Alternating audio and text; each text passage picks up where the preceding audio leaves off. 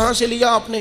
آپ تو مسلمان ہیں، آپ کا تو وقت شریعت نے بڑا قیمتی کر دیا ہے، آپ تو 1 منٹ میں 3 بار سورہ اخلاص پڑھ سکتے ہیں۔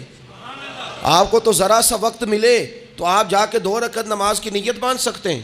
آپ کو تو تھوڑا سا وقت ملے تو آپ کے تو نبی پاک علیہ السلام نے یہاں تک ہماری تربیت کر دی، ہمارے حضور فرمانے لگے تم کانٹا اٹھا سکتے ہو نا گلی سے، تو وہی اٹھا دینا، اس پر بھی رب صدقے کا ثواب عطا کرے گا۔ تو یہاں تو کانٹوں سے بھری ہوئی گلیاں ہیں۔ میرے نبی پاک نے تو فرمایا تھا کسی مومن کو بس خوش کر دینا، وہ چاہے لمحے کے لیے ہی ہو، اس کے دل میں راحت ڈال دینا، اسے تسلی دے دینا، روتے ہوئے آنکھ آنسو پونچھ دینا، اس کو کہہ دینا میں تیرے ساتھ ہوں۔ فرمایا مومن کے دل میں تم نے خوشی داخل کر دی تو 60 سال نفل پڑھنے سے اللہ تمہیں زیادہ ثواب عطا کر دے گا۔ تو یہ فارغ بیٹھنے کا وقت کہاں سے آیا؟ یہ بور ہونے کا ٹائم کہاں سے آیا؟ ہم نے اپنے آپ کو بیکار کر لیا ہے، رب نے نہیں بیکار پیدا کیا، ہم نے بیکار کر لیا، ہم نے اپنے آپ کو زنگ لگا لیا۔ ملت کا وہ جوان جس کو چاہیے تھا کہ وہ خاندان کے 20 50 60 لوگوں کو لے کر چلتا، کفالت کرتا، نمائندگی کرتا، آگے بڑھ کے کہتا میں ہوں نا، گھبرانا نہ، وہ نوجوان خود دکھ سناتا ہے رو رو کے، وہ مجبوریاں سناتا ہے، وہ کچی کچی باتیں کرتا ہے، وہ کہتا ہے مجھے کالا جادو ہو گیا ہے، وہ کہتا ہے فلانے کی نظر لگ گئی ہے، وہ کہتا ہے چچا نے آگے نہیں جانے دیا، وہ کہتا ہے میں ابا جی نے صحیح تقسیم نہیں کی تو میں پیچھے رہ گیا۔ اتنی کمزور بات کرے گا، اور وہ مسلمان اپنی صلاحیت کو پہچانے۔ حضرت سعدی شیرازی کے پاس ایک شخص نے بیٹھ کے اپنے دوستوں کی غلطیاں گنوانی شروع کر دی، ان میں یہ بھی غلطی ہے، یہ بھی غلطی ہے، یہ بھی غلطی ہے، یہ بھی غلطی ہے، یہ بھی غلطی ہے۔ تو حضرت سعدی ہنس پڑے، فرمانے لگے اور یاد رکھ تیرے سجن بڑے ہی برے ہیں، پر پانی بڑا بھی گندا ہو نا تو آگ بجھانے کے کام پھر بھی آ جایا کرتا ہے۔ وہ کوئی تو خوبی ان میں تلاش کر لینا، پانی بڑا بھی گدلا ہو تو آگ تو بجھاتا ہے کہ نہیں بجھاتا؟ ہمارا یہ مزاج بن گیا ہے کہ ہم اپنی صلاحیتوں سے کام ہی نہیں لیتے، ہمیں پتہ ہی نہیں ہم کیا کر سکتے ہیں۔ میرے رسول پاک صلی اللہ علیہ وسلم کا کمال یہ ہے کہ حضور نہ انسان کی صلاحیتیں اجاگر کر دیتے، محبوب اجاگر کر دیتے، حضور اندر جذبہ پیدا کر دیتے۔ اس طرح کا وہ اقبال کہتے ہیں کہ تمہارا وقت کا امام وہ نہیں ہوتا جو تمہیں کہے حالات بڑے خراب ہیں، اس قوم کا کچھ بھی نہیں ہو سکتا، اس ملک کا کچھ بھی نہیں ہو سکتا، فلانا ادارہ بھی خراب ہو گیا، فلانا بندہ بھی کرپٹ ہو گیا، فلانا بھی دنیا دار ہو گیا، پیر بھی خراب ہو گئے، مولوی بھی خراب ہو گئے، سیاستدان بھی خراب ہو گئے، اور بیوروکریٹس بھی خراب ہو گئے، اور تاجر بھی خراب ہو گئے، اور فلانی برادری یہ ظلم کرتی، فلانا قبیلہ یہ ظلم کرتا ہے، فلانے شہر کے لوگ، اسی چکر میں صرف مایوسیاں پھیلانی ہیں، کبھی خیر کی بات ہی نہیں کرنی۔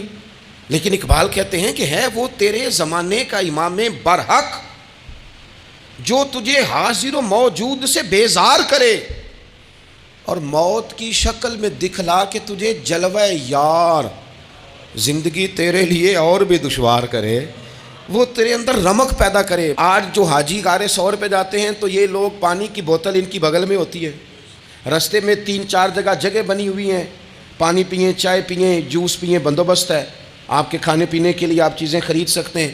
اوپر جائیں تو وہاں بھی سارا کچھ بیٹھنے کا بہترین اہتمام ہے۔ جب حضرت صدیق اکبر گئے تھے تو دن کو نہیں گئے تھے، رات کو گئے تھے، اور جناب اسماء بنت ابی بکر جب رات کو کھانا لے کے جاتی تھی تو وہاں تو دن کو آج بھی 1400 سال کے بعد بھی آبادی کوئی نہیں۔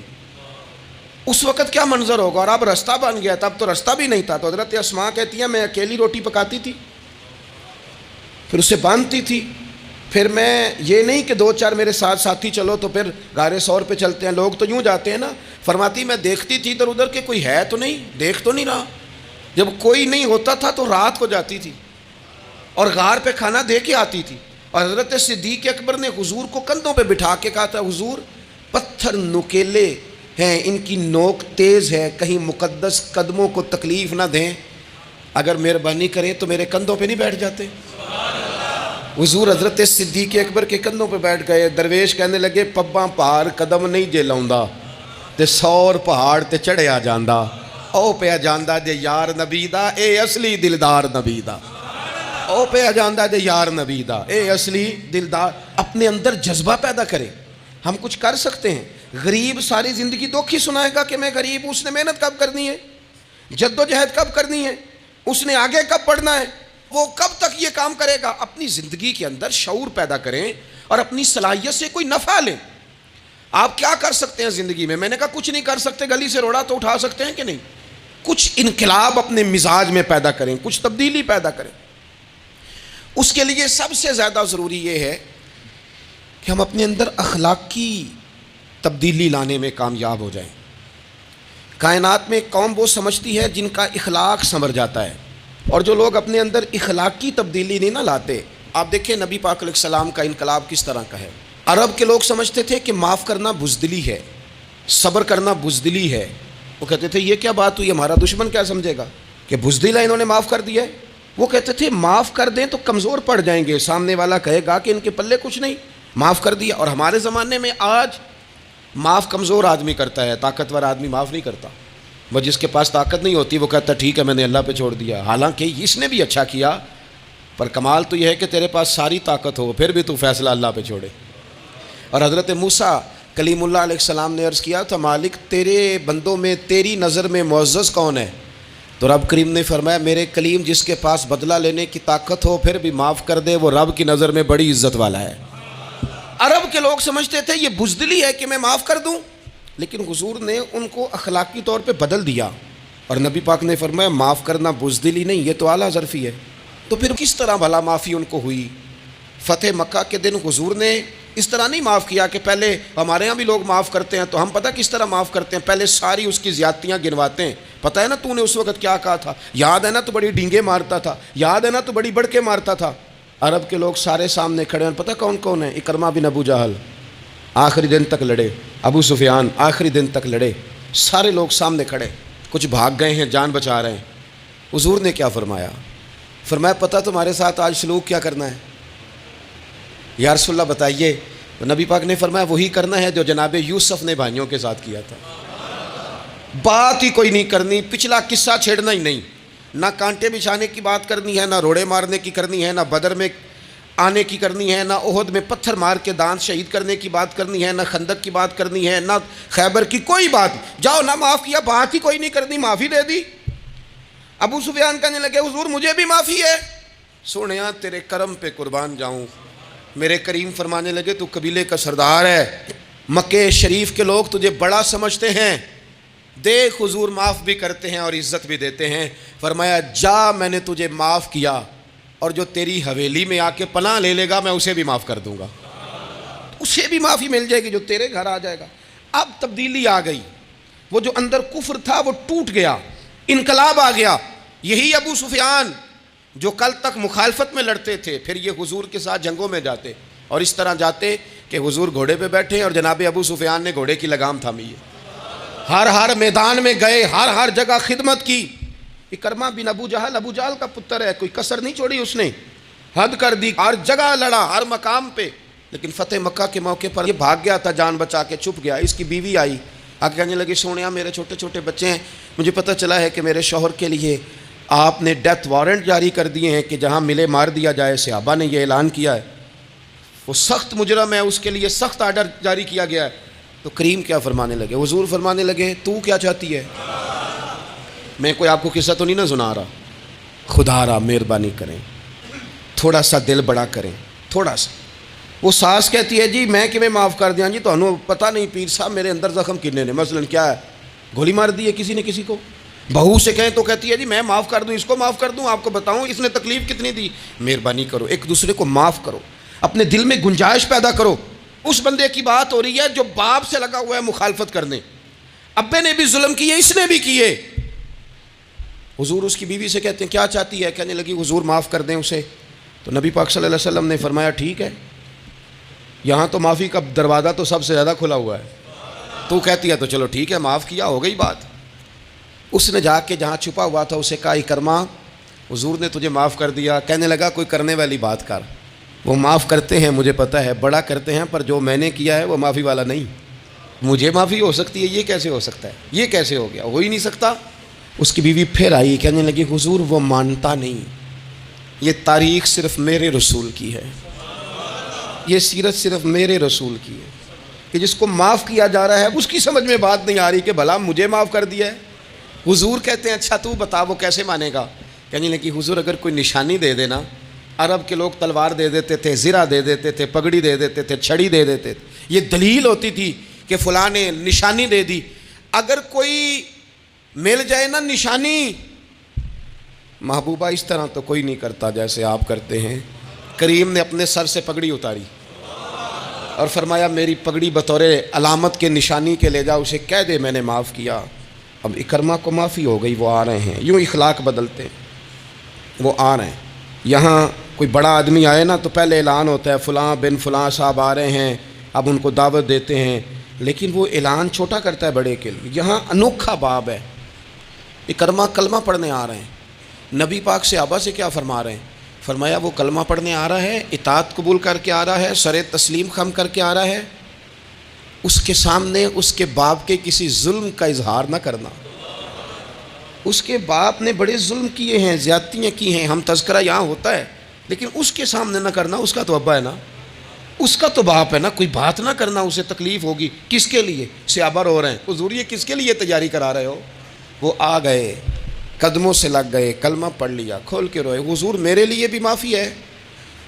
تو کریم نے فرمایا ہاں، میں رحمت والے رب کا رحمت والا رسول ہوں، ہے نا معافی. اکرمہ مسلمان ہو گئے. پھر تلوار کو صاف کر کے کہنے لگے سونیا پہلے یہ اسلام کی مخالفت میں لڑتی تھی، اب حمایت میں لڑے گی. مجھے بتائیں، ایک ایک گلی اکرمہ گئے اسلام کی حمایت میں تلوار لے کے، ایک ایک گلی. اور آپ پچھلے جہاد میں بھی گئے تھے، اس جہاد میں نہ جائیں تو کہنے لگے کفارہ نہیں ادا کرنا، پچھلے داغ نہیں صاف کرنے. میں جاؤں گا، گلی گلی جاؤں گا، نگر نگر جاؤں گا، جھنڈا لے کے جاؤں گا. میں بتاؤں گا کہ جب کوئی مدینے والے کے پاس آئے تو رب دل بدل دیا کرتا ہے. انقلاب آتے ہیں، عادتیں بدلتی ہیں، طبیعتوں میں تغیر آتا ہے. کون کہتا ہے نہیں آتا؟ میں جاؤں گا. حمص میں حضرت عمر کے زمانے تک اکرمہ لڑے، سالوں میدان میں رہے اسلام کی حمایت میں، اور پھر حمص کے میدان میں حضرت عمر کے دور میں لڑتے ہوئے شہادت کی موت اللہ نے انہیں عطا فرمائی. یہ آپ دیکھیں حضرت خالد بن ولید کون ہے؟ کہنے لگے حضور میں تو بڑی شدت سے اسلام کے خلاف لڑتا تھا، میری غلطیاں بھی معاف ہو جائیں گی. تو حضور فرمانے لگے اسلام پچھلے سارے معاف کرا دیا کرتا ہے، نئی زندگی کا آغاز ہو جاتا ہے. نئی زندگی کا آغاز ہوتا ہے. حضور نے فرمایا جو رمضان میں عبادت کر لے نا، ایمان کے ساتھ رمضان میں عبادت کر لے، اللہ اس کے پچھلے سارے معاف فرما دیتا ہے. اب وہ نئی زندگی کا آغاز کرے. جس نے شب قدر پہ رو رو کے توبہ کی ہے، وہ رمضان کے بعد کرپشن چھوڑ دے، جھوٹ چھوڑ دے، بددیانتی چھوڑ دے، دل دکھانا چھوڑ دے. جس نے رمضان میں روزے رکھے، تراویح پڑھی ہے، وہ نئی زندگی کا آغاز کرے. خدا کی رحمت سے گناہ معاف ہو گئے، اب وہ آگے بڑھے. نبی پاک علیہ السلام نے فرمایا جو اللہ کے گھر کا حج کار آیا وہ اس طرح ہے جس طرح آج ماں کے پیٹ سے پیدا ہوا ہے. اب نئی زندگی کا آغاز کرے، اب وہ اپنی عادات میں تبدیلی لائے، اب وہ بدل جائے. میں کس درد سے یہ بات آپ سے کروں کہ 50 لاکھ مسلمان ہر سال حج کرتا ہے. اگر 25 لاکھ کا کردار بھی ٹھیک ہو جائے تو سال کا 25 لاکھ با کردار مسلمان اگر دنیا کو دیا جائے تو بتائیے امت مسلمہ کا سر کتنا اونچا ہوگا. لیکن ہمارا حال وہی ہے کہ حج بھی کیتی جاندے ہو تے لہو بھی پیتی جاندے ہو، کھو کے مال یتیماں دا تے بھیج مسیتی جاندے ہو، پھٹ دلاں دے سیندے نہیں تے ٹوپیاں سیتی جاندے ہو، نفس تے چھری پھیر دے نہیں دمبے کیتی جاندے ہو، فرض پلائی بیٹھے ہو، نفلاں نیتی جاندے ہو، او دسو تے سی بلے شانو ایک ہی کیتی جاندے ہو. بات وہی ہے کہ کعبے گئے، مدینے گئے، کربلا گئے، جیسے گئے تھے گھوم پھر کے ویسے ہی آ گئے. کچھ تبدیلیاں اپنے مزاج میں لائیں، اپنی عادات میں لائیں. حضرت خالد بن ولید نے کہا حضور سارے گناہ معاف ہو گئے. فرمایا ہو گئے. حضرت خالد بن ولید نے پھر اپنی تلوار تھامی اور جناب خالد بن ولید پھر اس طرح میدانوں میں نکلے کہ نبی پاک نے فرمایا اب یہ خالد نہیں، یہ تو سیف اللہ ہے، یہ تو اللہ کی تلوار بن گیا ہے. اس جذبے سے، شوق سے اپنے مزاج کو تبدیل کر کے اس طرح میدان میں آئے. فرمایا اب یہ اللہ کی تلوار ہے. پورا وجود زخمی کرایا اور ساری زندگی اسلام کی حمایت میں تلوار چلائی. ہم بدل سکتے ہیں، تبدیلی آ سکتی ہے، ہمیں بدل جانا چاہیے. بہلول دانا سے کہا تھا ہارون رشید نے کہ مجھے کوئی نصیحت کر دے، میں بادشاہ ہوں، سخت دل ہو جاتا ہے کئی دفعہ. تو حضرت بہلول دانا کہنے لگے میں کیا نصیحت کروں، آپ کا باپ کہاں ہے؟ کہنے لگے قبرستان میں. کہا ایک بڑا بھائی بھی تھا، بڑا پیار کرتا ہے، سنا آپ سے، کہاں ہے؟ کہا قبرستان میں. تو کہا وہ ایک چچا زاد بھی آپ کے ساتھ میں نے دیکھا ہے. کہا وہ بھی قبرستان میں. یاد کرانا شروع کیا حضرت بہلول نے. فرمایا وہ ننہال والے، ددہال والے، وہ ماموں، وہ چاچو کا سب قبروں میں. آخری جملہ کہا، فرمایا تیرا ایک پتر بھی تھا، چڑھتی جوانی تھی، قد اونچا تھا، رنگ گورا تھا. ہارون رشید رو پڑے، کہنے لگے حضور وہ بھی قبرستان میں. تو فرمایا جس نے اتنے جنازے پڑھے ہوں اسے میں نصیحت کروں؟ تیرا کیا خیال ہے، تو نے نہیں جانا؟ یارو ہم نے اپنے کئی کلاس فیلوں کے جنازے پڑھے ہیں. بڑا پیار تھا میرا اپنی دادی کے ساتھ. تو 97 میں وہ انتقال کر گئیں. دادا ابو چلے گئے، اماں جی چلی گئیں، ابا جی چلے گئے، نانا چلے گئے، پھپھا چلے گئے، دوست چلے گئے. یہاں پچھلے سال کئی سنگی تھے، اس سال نظر نہیں آتے، رخصت ہو گئے. او سنگیو، یہ تو ساری تیاری ہے، ہم نے بدلنا کب ہے؟ اب تو ہمارا بڑھاپا آنے کو ہے، اب تو بال سفید ہونے کو. تبدیلی کس وقت؟ اللہ تعالیٰ نے قرآن مجید فرقان حمید کے اندر فرمایا اللہ ولی الذین آمنوا یخرجہم من الظلمات الی النور. اللہ مومنوں کا ولی ہے، وہ انہیں اندھیروں سے نور کی طرف نکالتا ہے، وہ رستہ دکھاتا ہے. بار بار راہ کھلتی ہے ہمارے سامنے، پر ہم قبول کرنے کو تیار نہیں ہوتے. کچھ تبدیلی اب آ جائے، کچھ زبان میں مٹھاس آ جائے، کچھ ہمارے عمل میں پختگی آ جائے. ہم نہ بہت سارے کام لوگوں کو دیکھ کر کرتے ہیں، اس سے تھوڑی جان چھڑائی جائے. کچھ اپنے اندر جو قباہتیں ہیں، کچھ اپنے ساتھ جنگ کی جائے. نبی پاک علیہ السلام نے فرمایا افضل جہاد اپنے نفس سے لڑائی کرنا ہے. اپنے آپ کے ساتھ کچھ جد و جہد کی جائے، کچھ اپنے خلاف بھی چلا جائے. ساری زندگی دوسروں سے لڑتے، دوسروں پر اپنی غلطیوں کا بوجھ ڈالتے گزر گئی، کچھ اپنے نفس پر بھی. حضرت باجزید بستامی سے کسی نے کہا حضور میں نے اللہ تک جانا ہے، رستہ بتا دیں. فرمایا 2 قدم کا رستہ ہے. فرمایا 1 قدم اپنے نفس کی خواہش پہ رکھ لے تو دوسرا قدم تیرا رب تک پہنچ جائے گا. تو اپنے آپ کو کنٹرول نہیں نہ کرتا، اپنے آپ سے تو لڑ پہلے. اقبال کہتے ہیں ڈھونڈتا پھرتا ہوں اے اقبال اپنے آپ کو، آپ ہی گویا مسافر آپ ہی منزل ہوں میں. نبی پاک نہ تبدیلی کرتے. یہ جو لوگ کہتے ہیں نا کیسے بدلوں، تو حضور بدلنے ہی تو آئے ہیں، حضور بدلنے. حضرت مازن ایک صحابی ہیں، وہ کہتے ہیں میں بت کی پوجا کرتا تھا، امام بہقی نے لکھا ہے میں بت پوجتا تھا. ایک دن میرے بت کے اندر سے آواز آ گئی تو کب تک مجھے پوجے گا، مدینے میں تو حضور جلوہ فرما ہو گئے ہیں. کہتے ہیں 2 دفعہ 3 دفعہ بت مجھے پیغام دے رہا ہے کہ حضور کی طرف جاؤ. بت کہتے ہیں میں وہاں سے چلا، حضور کی بارگاہ میں پہنچا تو نبی پاک علیہ السلام کی خدمت میں حاضر ہو کے میں نے عرض کی یا رسول اللہ کمال ہو گئی، لوگ بتوں کو پوجتے ہیں اور میرا بت کہہ رہا تھا جا کے حضور کا کلمہ پڑھ لے. او سکیاں کھجوراں اگا جام دے تے پتھراں تو کلمہ پڑھا جام دے. فرمایا وہ انہوں نے مجھے بت نے بھیجا ہے. حضرت مازن کہتے ہیں حضور کی بارگاہ میں آیا، نبی پاک نے کلمہ پڑھایا تو میں نے عرض کی حضور میرے اندر کچھ قباہتیں بھی ہیں، کسی کی چیز دیکھ کے میرا جی للچا جاتا ہے، میں چوری کر لیتا ہوں، بدکاری کا بھی مزاج ہے، شراب نوشی بھی ہو جاتی ہے. کہتے ہیں حضور نے میرے سینے پہ ہاتھ رکھا، میرے لیے دعا کر دی. آپ فرماتے ہیں گردن اونچی تھی کبھی نیچی نہیں ہوئی تھی، پر وہ کلمے کی کیا برکت آئی کہ ایسا سر جھکا کہ وہ جھکا ہی رہا. ایسی تبدیلی آئی کہ آ گئی، نفرت ہو گئی. کہتے ہیں حرام مال آتا ہے تو میری طبیعت پہ بوجھ بن جاتا ہے. میں اکثر دوستوں سے کہتا ہوں کہ ہمارے ہاں لوگوں کا عجیب مزاج ہے، وہ اپنا مائنڈ سیٹ کر لینا، کبھی ذہن بنا لینا یہ چیز حرام ہے تو وہ کبھی بھی حلق سے نیچے ہی نہ جائے. آپ گوشت کھا رہے ہوں اور بڑا اچھا پکا ہوا ہے، بہترین مسالہ جات لگے ہوئے ہیں، بہترین، آپ کھا رہے تھے گوشت، کوئی بندہ آپ کے کان میں آ کے کہہ دے صدقے کا ہے، اس کا منہ میں ذائقہ بدل جاتا ہے کہ نہیں؟ بھائی گوشت وہی ہے، یہ کیسے بدل گیا؟ کیونکہ آپ کے نا وہاں کمپیوٹر میں فٹ ہے کہ صدقہ میرے لیے درست. آپ کو کہتے ہیں یہ تو فارم بن گیا. بھائی یہ کیا بن گیا؟ چلیں اس سے بھی آگے چلتے ہیں. آپ کھا رہے تھے گوشت اور بڑا لطف آ رہا تھا تو کسی نے کہہ دیا کہ یہ تو جانور ٹھیک ہی نہیں تھا، بیمار تھا یا حرام تھا، ذبح ہی نہیں کیا تھا، صحیح طور پر ایسے ہی اس کو پکا دیا، مر گیا تھا. تو اب تو یہ حال ہوتا ہے کہ الٹیاں شروع ہو جاتی ہیں. کیوں؟ اس لیے کہ نفیس طبیعت پر نہ صدقے کا گوشت فٹ ہوتا ہے نہ حرام فٹ ہوتا ہے، کیونکہ طبیعت نفیس ہے نا. بس اس بات کو سمجھ لیں، جس طرح حرام بکرا طبیعت پہ فٹ نہیں نہ ہوتا، اس طرح کروڑ حرام بھی طبیعت پہ فٹ نہیں ہونا چاہیے. 2 کروڑ بھی حرام آ جائے تو فٹ.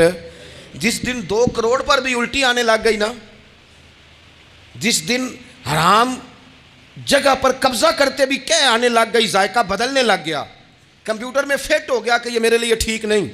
لیکن میں اکثر کہتا ہوں لوگوں سے, میں کہتا ہوں ہمارے ہاں بندہ دیکھ کے فتویٰ ہوتا ہے. یہاں کوئی غریب عیسائی ہو نا, ماڑا بیچارہ گلی میں جھاڑو دے کے روٹی کماتا ہے, تو لوگ مسئلہ پوچھتے ہیں, کہتے ہیں مولوی صاحب سائنہ روٹی کھانی جائز ہے؟ تو میں پھر ان لوگوں سے آگے سے پوچھ لیتا ہوں, میں کہتا ہوں یہ بتاؤ امریکہ کا صدر بھی عیسائی ہے, اس کے ساتھ جائز ہے؟ اتنے وزیر مشیر وزرائے اعظم ملکوں کے جا کے کھاتے ہیں, کبھی آپ نے مسئلہ پوچھتے دیکھیں؟ وہاں تو جو مولوی مشیر بنے ہوئے وہ بھی بیٹھے ہوتے ہیں بیچ میں, وہ بھی بیٹھے ہوتے ہیں, آپ بھی ان سے پوچھو.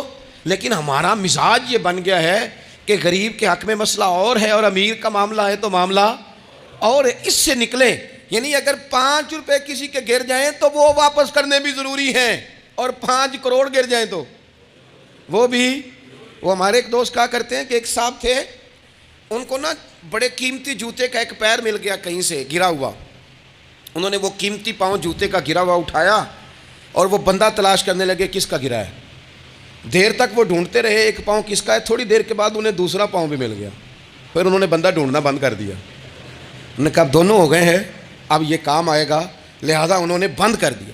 میرے عزیز, یہ تو کوئی طریقہ نہیں ہے نا کہ آپ چیز اگر تھوڑی سی ہے تو اس پر فتویٰ اور ہے, اور اگر زیادہ ہے تو مزاجوں میں جب ہم یہ لے آئیں گے اپنی طبیعت میں, اور کب تک ہم نے اسی طرح رہنا ہے, کب ہم نے اپنے وجود سے کام لینا ہے, بیکار وقت کب تک گزرنا ہے. کتنے رمضان آئے گزر گئے, کتنے عمرے آئے گزر گئے, کتنی ہم نے دیکھا کہ بس بیمار ہو گئے ہیں, ٹھیک ہو جائیں گے تو پھر اس کے بعد ہم نے کوئی نماز نہیں چھوڑنی, لیکن ٹھیک ہوئے تو بھول گئے, نئی سے نئی بات شروع ہو گئی. ہم نے کتنی دفعہ کہا کہ آج کے بعد تبدیلی, لیکن کیوں نہیں تبدیل ہوتے. حضرت فضالہ بن عمیر ایک صحابی ہیں, کہتے ہیں میں عورتوں کا معاذ اللہ بڑا رسیہ تھا. ابو جہل نے جب اعلان کیا نا جو حضور کو شہید کرے گا تو اسے 100 سرخ اونٹ دیے جائیں گے, تو کہتے ہیں میں خنجر بغل میں دبا کے نا تو طواف کعبہ کرنے چلا گیا. طواف کعبہ, کہتے ہیں وہاں جب میں پہنچا تو میں نے دیکھا حضور بھی طواف کر رہے ہیں, تو نبی کریم نے مجھے دیکھتے ہی حضور میرے قریب آئے, اور مجھے نہیں بتانا پڑا. حضور فرمانے لگے تیرا نام فضالہ ہے؟ میں نے کہا ہاں. تو محبوب فرمانے لگے کیا باتیں کر رہے ہو اپنے آپ سے؟ کہتے میں دل میں سوچ رہا تھا کہ طواف کرتے میرے قریب سے گزریں گے تو خنجر مار دوں گا. کیا باتیں کر رہے تھے؟ فضالہ کہتے ہیں میں تو جب آیا تھا تو ایک بی بی سے مل کے آیا تھا, میں نے کہا تھا کہ میں آج بڑی رقم لے کے آؤں گا اور معاذ اللہ تیرے پاس رات گزاروں گا. کہتے ہیں میں تو اس سے بات کر کے آیا تھا. تو میں اب حضور سید عالم صلی اللہ علیہ وسلم نے پوچھا تو فضالہ ہے؟ میں نے کہا ہاں. کیا باتیں کر رہے تھے اپنے آپ سے؟ میں نے جھوٹ بولا. میں نے کہا جی وہ تو میں تو ذکر کر رہا تھا اپنے دل میں. کہتے ہیں حضور مسکرائے اور مسکرا کے فرمانے لگے چل چھوڑ, جس کام آیا تھا وہ کرتا کیوں نہیں؟ میں جو تیرے سامنے کھڑا ہوں تو کرنا. خیال آیا مسلمان نیک و بد پہچان جاتے ہیں, اور آقا آدمی کے دل کی باتیں جان جاتے ہیں. کرنا وہ کام. تو فضالہ کہتے ہیں کہ میں کانپ گیا, میرے ہاتھ سے وہ خنجر گر گیا. حضور نے میرے سینے پہ ہاتھ پھیرا, اس طرح پھیرا کہ زندگی میں اتنا سکون کبھی نہیں ملا, اتنی ٹھنڈک کبھی نہیں ملی, اتنا قرار کبھی نہیں آیا, اس قدر زیادہ آزمائش کبھی نہیں آئی. میں قرار محسوس کرنے لگا. کہتے ہیں حضور فرمانے لگے کیا وہ وقت نہیں آیا کہ تو کلمہ پڑھ جائے؟ کہتے ہیں میں نے فوراً کہا حضور آ گیا ہے وقت, پڑھائیں مجھے کلمہ. کہتے ہیں نبی پاک نے کلمہ پڑھا دیا, میں مسلمان ہوا. میں واپس لوٹا تو وہی عورت بن سنور کر تیار ہو کر گلی میں کھڑی تھی. عادتیں بدل جاتی ہیں, شرط یہ ہے کہ ہم تھوڑی سی کوشش کریں, شرط یہ ہے کہ ہم اپنے آپ کو اللہ رسول کی بارگاہ میں پیش کریں. اور میرے دوستوں, میرے بزرگوں, ہمیں سب سے زیادہ تکلیف میں ہماری اپنی عادات نے ڈالا ہے, ہماری اپنی خواہشات نفس نے ہمیں زیادہ آزمائشوں میں ڈالا ہے. کہتے ہیں وہ عورت بن سنور کے کھڑی تھی. جب میں واپس لوٹا تو پہلے میں اس کے پیچھے بھاگتا تھا, اب میں اس کے قریب سے گزر گیا تو اس نے آواز دی تو فضالہ نہیں؟ کہتے ہیں میں چپ کر گیا. وہ پھر پیچھے دوڑی, میرا گریبان پکڑ کے کندھا پکڑ کے ہلایا تو فضالہ نہیں؟ کہتے ہیں میری جھکی ہوئی گردن, میں سر نہیں اٹھاتا. مجھے کہنے لگی تو وہ نہیں ہے جو فضالہ ہے؟ میں نے کہا ہوں میں فضالہ, پر وہ والا نہیں جو تجھے ملا کرتا تھا. کہا تو اب کون ہے؟ کہنے لگے میرا ٹائٹل بدل گیا ہے, میرا تعارف بدل گیا ہے, اب میں رسول کائنات کا غلام ہو گیا ہوں. اب لوگ مجھے مسلمان کہتے ہیں, اب میری نگاہوں میں جچتا نہیں کوئی, جیسے میرے محبوب ہیں ایسا نہیں کوئی. کہتے ہیں بدل گئی عادت, میں وہی ہوں پر میرا لہجہ, میرا مزاج ہی بدل گیا. حضرت جریر ابن عبداللہ کہتے ہیں میں کاروبار کرتا تھا اور مجھے بڑا سلیقہ آتا تھا کاروبار. میں سستی ترین چیز خریدنے کا ملکہ رکھتا تھا، لیکن فرماتے ہیں کہ جب میں حضور کا کلمہ پڑھنے گیا تو نبی پاک نے مجھے فرمایا میرا دین کسی کا بھلا کرنے کا نام ہے، الدین النصیحہ، خیر خی کرنا۔ فرماتے ہیں پھر میں نے نصیحت کو پلے باندھا، ایک آدمی سے گھوڑا خریدا 300 دینار کا، گھوڑے کو پکڑ کے میں نے جب تھوڑا آگے چلایا تو وہ تو بڑا نرم مزاج تھا، اسی پنجابی چاکیدہ ساؤ ہے بڑا، اور میں نے کہا یہ تو گھر میں بھی رکھا جا سکتا ہے، یہ تو 400 کا ہے۔ پھر میں نے اس پر سواری کی تو وہ سواری کے لیے بڑا اچھا تھا، میں نے کہا یار تیرا جانور 600 کا ہے۔ کرتے کرتے جب میں نے اسے 1000 دینار تھمایا، 400 میں سودا ہو گیا تھا، اس نے دے دیا تھا گھوڑا یا اونٹ۔ کہتے ہیں وہ شخص میری طرف دیکھ کے حیران ہو کے کہنے لگا جریر تو پہلے بھی آتا ہے، یہ تجھے کیا ہوا؟ تو حضرت جریر کہتے ہیں میں نے اسے کہا پہلے جریر آتا تھا، اب وہ والا جریر ہے جس نے مدینے والے کا کلمہ پڑھا ہے۔ کنتم خیر امت، ان کا ٹائٹل ہے میرے پاس۔ کیا اسلام صرف نعرے لگانے کا نام ہے؟ کیا اسلام صرف دوسروں کو یہ کہنے کا نام ہے کہ تو نے مجھے کس طرح کہہ دیا کہ میں عاشق رسول نہیں؟ تو زیادہ ہے، تیرے پاس زیادہ دین ہے، صرف ڈٹ جانا اور زیادہ باتیں کرنے کا نام دین ہے؟ اپنے اندر ایک ایک کر کے غلطیوں کو چھوڑیں، آج کچھ عہد کریں کہ ہم نے فلاں فلاں گناہ سے جان چھڑانی، اپنے اندر کچھ تبدیلیاں لائیں، اور کسی کو بتانے کی ضرورت نہیں، ہمارا اور ہمارے رب کا معاملہ ہے۔ اکیلے میں بیٹھ کے اللہ کے حضور عہد کریں، اکیلے میں بیٹھ کے۔ آج میں نے آپ سے خدمت میں ایک اپیل کرنی ہے، وہ یہ ہے کہ ہم نے نہ آج عہد کرنا ہے کہ ہم نے جھوٹ نہیں بولنا۔ ایک دفعہ ہم نے بچے سے کہا تھا، مجبور تھے، شاید بڑے مجبور ہوں گے ہم، کسی صاحب نے نا بڑی مجبوری میں ایک دن اپنے بچے سے کہہ دیا، وہ باہر آیا تھا بندہ پیسے لینے، اس کا قرض دینا تھا، تنگ دستی تھی، مجبوری تھی، تو اس نے کہا بیٹا ادھر آ، اسے جا کے کہا ابو گھر نہیں۔ آپ نے ایک دفعہ کہا، پھر آپ ساری زندگی روئیں گے کہ پتر میرے ساتھ تو سچ بولا کرنا، لیکن وہ نہیں بولے گا۔ یہ جھوٹ اتنی بڑی مصیبت ہے۔ عورت اپنے شوہر سے کہتی ہے پیسے تھوڑے دے دیا کر، جوڑے ایک میں گزارا کر لوں گی، میرے ساتھ سچ تو بولنا، وہ سچ تو بول۔ تو اگر لاہور جاتا ہے تو مجھے لاہور کا ہی بتا کے جا، میرا رشتہ پیسوں سے نہیں اعتماد سے جڑا ہے۔ ماں کہتی ہے، ماں بیٹے سے، پتر سچی بات تھوڑی کر لیا کر، سچی کیا کر۔ سچ ختم ہو گیا۔ اب لوگوں نے جھوٹ کا نام بدل دیا ہے، کہتے ہیں میں نے بہانہ کر دیا تھا۔ او بھئی آپ نے جھوٹ بولا تھا، صاف صاف کہیں، نام بدل دیا۔ جھوٹ کھا گیا میرے ملک کو، جھوٹ کھا گیا اس ملت کو، جھوٹ نے اس امت کو قریب سے آ کے تھام لیا۔ ہم بڑی آزمائش میں ہیں، ہم مطلب ہر شخصی الا ماشاءاللہ، ہر شخصی، آپ کسی شخص سے کوئی معاہدہ کرتے ہیں، کوئی چیز بنانے کی بات کرتے ہیں، خریدنے کی بات کرتے ہیں، وہ جو کہتا ہے اس پر پورا کیوں نہیں اترتا؟ وہ غلط بات کیوں کرتا ہے؟ میرے نبی پاک علیہ السلام سے پوچھا گیا مومن بزدل ہوتا ہے؟ حضور نے فرمایا ہو جاتا ہے کبھی، یہ غلطی آ جاتی ہے۔ حضور مومن کنجوس ہوتا ہے؟ فرمایا کبھی ہو جاتا ہے۔ یا رسول اللہ مومن جھوٹا بھی ہوتا ہے؟ تو میرے رسول فرمانے لگے نہیں، میرا کلمہ پڑھنے والا ساری غلطیاں کر سکتا ہے، میرا مومن جھوٹ نہیں بولا کرتا۔